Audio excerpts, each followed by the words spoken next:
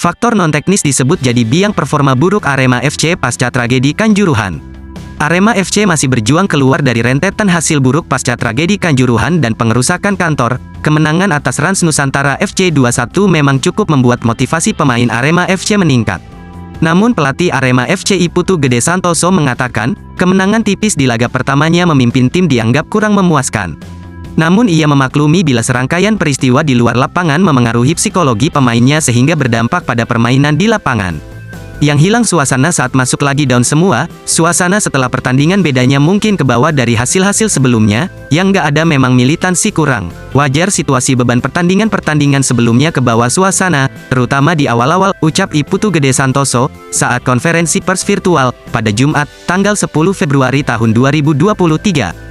Selain itu komunikasi dari tim pelatih dan pemain disebut Putu juga hilang. Hal ini yang menjadi perhatian pelatih asal Surabaya tersebut. Terlebih saat ini kondisi psikis pemain terlihat berdampak sekali pasca serangkaian kejadian non-teknis di luar lapangan yang akhirnya terbawa ke game plan. Saya lihat komunikasi yang hilang baik dari tim coach, pemain, itu yang hilang. Selebihnya apa yang akhirnya terbawa di game plan, kalau saya yang analisis tidak bisa, itu yang terjadi. Terus kedua secara situasi-situasi di luar pertandingan yang membebani, membawa dampak psikis, itu saya datang, saya merasa saya kasihan sama pemain, karena menanggung beban semua, dan itu yang memengaruhi kalau analisa saya dari 5 pertandingan sebelum-sebelumnya, ungkap pelatih berusia 49 tahun ini. Pleidoy Panpel Arema tragedi Kanjuruhan, PSSI dan LIB harus diadili.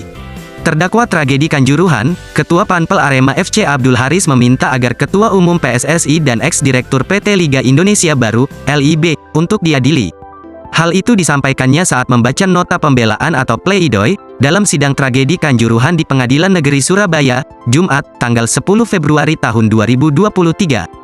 Yang mulia, demi keadilan, bila saya dihukum karena pasal 359 dan 360 KUHP, saya mohon Ketua Umum PSSI dan Direktur LIB segera diadili, kata Haris. Pasalnya, kata Haris, PSSI dan LIB merupakan pihak yang paling bertanggung jawab, karena disebutnya tidak menyampaikan regulasi keamanan dan keselamatan kepada kepolisian. Karena mereka dengan sengaja tidak menyampaikan regulasi keselamatan dan keamanan kepada kepolisian, ucapnya.